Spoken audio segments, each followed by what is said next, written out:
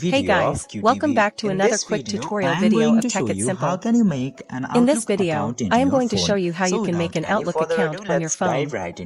So, without any further ado, let's dive right into this exciting video. Now, in order to do that, you just simply have to open your Outlook application on your phone. And now, after opening the Outlook, as you can see here, I already have an account. In this case, you just simply have to tap on this profile icon in the top left corner.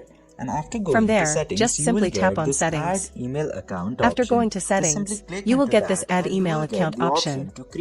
Just simply click into that, and you will get the option to create a new account here. Now, after tapping into that button, you just simply have to create an email address for your Outlook account. After creating an email address, you just simply have to click on this Next button, and then create a password for your account. Then, again click on the Next button. Now, you'll have to enter your first name and last name here, and then again, click on Next. After doing that, just simply select your region and birth date, which must include day, year, and month, and then click on Next. Now, you will have to solve a puzzle to prove that you are not a robot. Just simply solve the puzzle and then submit it.